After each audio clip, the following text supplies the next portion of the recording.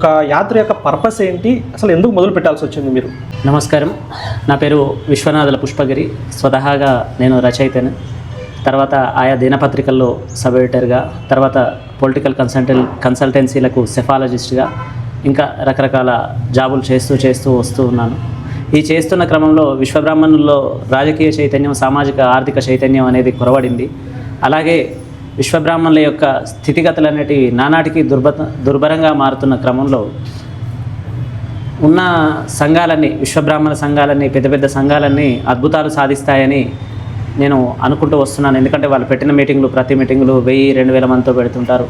సరే, ఏదో గణనీయమైన మార్పు జరుగుతుంది, ప్రభుత్వాలు మారుతున్న క్రమంలో గణనీయమైన మార్పులు జరుగుతాయని అనుకున్నాము.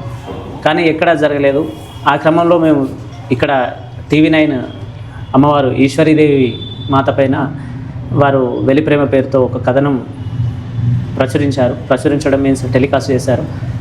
అప్పుడు ఒక ఉద్యమ రూపంగా వెలి ప్రేమ పైన ఒక 200 మందిని వేసుకొని TV9 పైన ధర్నా చేయడం, అదే ఉద్యమ పంతాన్ని కొనసాగిస్తూ వస్తున్న క్రమంలో కాస్త కుటుంబ బాధ్యతలు పెరగడం, వాటన్నిటితో కాస్త సెట్ బ్యాక్ కావాల్సి వచ్చింది. కానీ ఈ అనేక సంఘాల వైఫల్యం కావచ్చు, లేకపోతే సమిష్టిగా పోరాటం చేయలేని ఆలోచనలు కావచ్చు, వాటన్నిటి నుంచి మన జాతిని మేలుకొల్పాలి.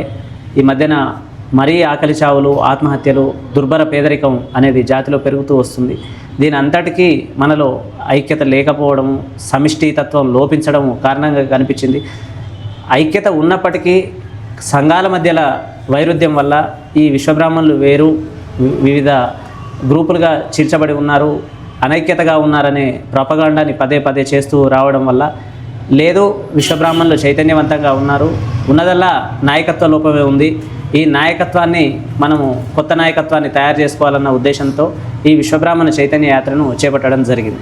ఈ విశ్వబ్రాహ్మణ చైతన్య యాత్ర జూలై 6వ తేదీన ఎల్బీ నగర్లోని శ్రీ విరాట్ పోతులూరి వీరబ్రహ్మేంద్ర స్వామి దేవాలయంలో జెండా ఊపడంతో శ్రీకాంతాచారి విగ్రహాలకు, జయశంకర్చారి విగ్రహాలకు పూలమాలలు నివాళులు అర్పించి వారి ఆశయాలతో ముందుకు కొనసాగుతూ నిన్న సాయంత్రం కర్నూలు నగరంలో ప్రవేశించడం జరిగింది. మీతో పాటు ఎవరెవరు వచ్చారు స్వామి? ఎంతమంది ఉన్నారు? మాతో పాటుగా మొదట 9 మంది బయలుదేరారు.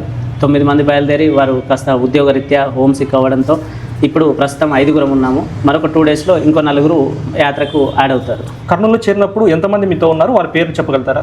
వారు మొదటగా గుగ్గిళ్ళ సతీష్ గారు, తుమ్మనపల్లి రంజిత్ గారు, అలాగే మా మీడియా కోఆర్డినేటర్ శ్రీరామోజు బాలనరసింహాచారి గారు, అలాగే యాదయ్య గారు ఉన్నారు.